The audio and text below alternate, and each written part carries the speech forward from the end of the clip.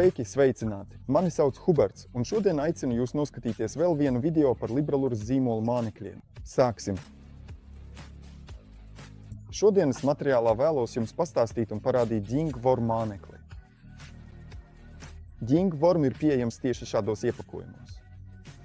Atkarībā no izmēra, jo šeit ir divas izmēru versijas – 70 un 80 mm, šādā burciņā tās ir attiecīgi 15 un 12 gabalos.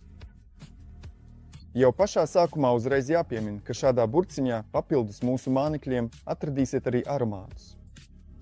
Pašlaik ir pieejamas 4 aromātu versijas – bez smaržas, siera, krila un ķiploku. Izņemot mānekli no burciņas, iegūstam tieši šādu tārpiņu. Pievērsiet uzmanību šīm detaļām. Šeit ir īpašs iedobums, kas norāda vietu, kur vislabāk ievērt āķi. Šeit iesakām izmantot salīdzinoši šaurus strīmeru āķus, lai māneklis izskatītos pievilcīgāk, bet galvenokārt arī, lai efektīvi piecirstu zivi. Šiem āķiem nav jābūt gariem, jo, kā redzat, šis māneklis bez problēmām ļoti labi salokās, un to varēsiet redzēt arī darbībā akvārijā, tātad ūdenī. Dingworm, tāpat kā Katrstrauts sērijas māneklis, ir pieejams 20 pārbaudītās, labi ķerošās krāsās, un mēs varam izmantot gan spilgtākus toņus, gan arī tādus, kas līdzinās dabiskam tārpam.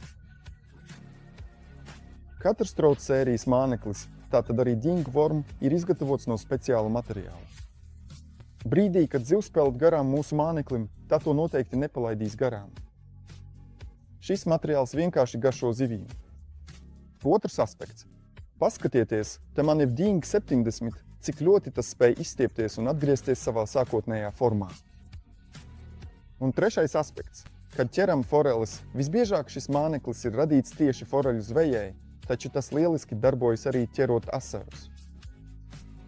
Mēs zinām, ka bieži šādi mazi tārpiņi var ļoti viegli tikt bojāti. Taču šajā gadījumā ar to nav problēma. Ar Dinga mēs patiesībā varam noķert vairākas zivis, un māneklis no tā gandrīz necietīs. Varam noķert vairākas zivis, un šis māneklis joprojām darbosies ļoti efektīvi. Par pašu darbību vēl pastāstīsim nedaudz vēlāk, to demonstrējot akvārijā. Liela Libralures zīmola priekšrocība ir arī tā, ka, lai gan šeit mums patiešām ir ļoti daudzveidīga krāsu gamma, es bez problēmām varu turēt šos divus tārpus aizvērtā burkā vai arī citā iepakojumā, un tie viens otru nekrāsos. Tā patiešām ir liela priekšrocība, jo, kad dodos pie foreļu upēm, es bieži nesāju līdzi vienu lielu kastīti, kur burtiski saberu visus tārpus, kas man tajā dienā ir pieejami, vai arī domāju, ka tieši šajā posmā, kur plānoju makšķerēt, būs visefektīvākie. Es to ieleju sevī, tas neatstāja traipus, un pateicoties tam, esmu ļoti kustīgs pa upi un varu efektīvi makšķerēt savas vietas. Kā vispār apbruņot Dingworm, tas ir ļoti vienkārši. Tūlīt jums to parādīšu jau sagatavotā vietā, bet papildus tagad pieminēšu, ka patiesībā mums nav jāierobežojas tikai ar pašām pamata metodēm.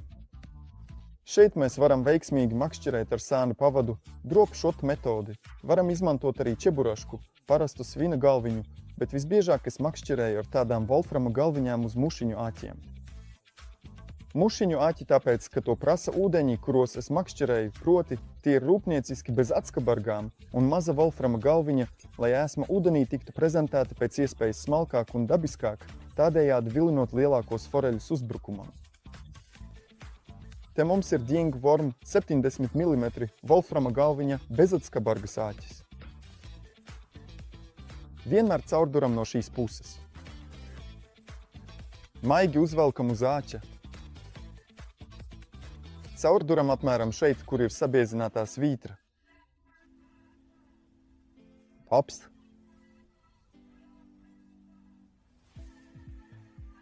Dzīves priecīgs. Gatavs. Tieši tāpat mēs aprīkosim arī Dingworm 80, tikai šeit iesakām izmantot nedaudz garāku, lielāku āķi. Šeit vēl uz brīdi izmantošu mūsu mērlenti. Mums ir mirstošie 80. Šis Ding ir vēl interesantāks ar to, ka, kad mums ir šis nedaudz lielākais izmērs, tas ir nedaudz biezāks nekā mazākais, 70. To tagad varat ļoti labi redzēt šeit. Bet ir arī otrs aspekts. To jau iepriekš rādīju. Paskatieties tagad uz mērlenti, kā tas izstiepjas, pat mērlente beidzās. Paskaties tālāk par 30 centimetriem. Un tas tik un tāpēc tam atgriežas savā sākotnējā formā. Mums jau ir ēsma sagatavota. Apskatīsim, kā tā uzvedas ūdenī. Te vēl tāds mazs triks. Ja jums ir pārāk daudz tukšu kopju, nav problēmu. Varat vienkārši noplēst gabaliņu vai nogriezt ar šķērēm, lai tas izskatītos glītāk un vienmērīgāk. Es arī dažreiz dingu saīsināju par 2–3 centimetriem atkarībā no tā, kāda bija situācija sacensībās. Un ja zināju, ka konkrētajā vietā slēpjas zivs, tad to tikpat viegli varēja uzmontēt bez problēmām. Kas arī ir forši, šeit mēs varam eksperimentēt tā, ka dingu uzmontējam, nedaudz to saliecot, piemēram, izmantojot smagākas galviņas. Tad tas ūdenī uzvedīsies citādi, bet tas viss ir atkarīgs no jūsu izvēles. Šī ēsma ir tik universāla, ka viss patiesībā ir atkarīgs tikai no jums. Ja jūs meklējat arī āķu izmērus, tos atradīsiet mūsu katalogā mājaslapā libralures.com. Pirms mēs sākam makšķerēt, ir ļoti svarīgi pievērst uzmanību tam, kā mūsu izvēlētā ēsma uzvedas ūdenī. Šī novērošana palīdz saprast, cik efektīva tā varētu būt dažādos apstākļos. Tāpēc tagad aicinu jūs kopā ar mani rūpīgi vērot šo ēsmas veidu. Pievērsīsim uzmanību, kā tā grimst, kā mainās tās kustības, kad mainām vilkšanas ātrumu vai virzienu un kā tā reaģē uz ūdens straumēm. Ir svarīgi arī novērot, kā ēsmas krāsa un forma izskatās dažādos apgaismojumos un no dažādiem leņķiem, jo tas var ietekmēt, cik pievilcīga tā būs zivīm. Vērosim, vai ēsma rada kādas vibrācijas vai skaņas, kas varētu piesaistīt zivju uzmanību. Šie novērojumi palīdzēs mums saprast, kā pareizi izmantot šo ēsmas veidu un pielāgot savu makšķerēšanas tehniku, lai sasniegtu labākus rezultātus. Atcerieties, ka katra detaļa, sākot no ēsmas formas un krāsas līdz tās kustībām un miedarbībai ar ūdeni, var būtiski ietekmēt makšķerēšanas panākumus. Tāpēc aicinu jūs uzmanīgi sekot līdzi visām niansēm, ko redzēsim, un izmantot šīs zināšanas, lai nākamajā reizē pie ūdens būtu vēl veiksmīgāk. Tagad paskatīsimies, kā šī ēsma uzvedas ūdenī, pievēršot uzmanību katram sīkumam.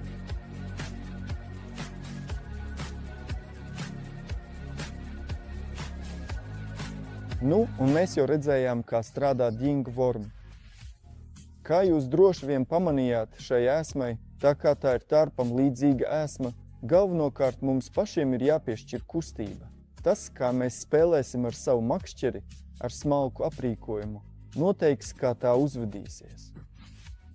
Papildus atcerēsimies, ka, ja makšķerējam upē, ūdens straums vienmēr dara savu darbu, un patiesībā vienīgais, kas mums tad jādara, ir jāuztina vaļīgā aukla vai pītā aukla, kā nu kuram patīk.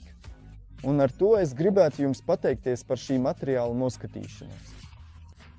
Aicinu jūs apmeklēt manu Facebook, Instagram un TikTok, ko arī veidoju jums, kā arī neaizmirstiet abonēt šo YouTube kanālu. Uz tikšanos nākamajā materiālā!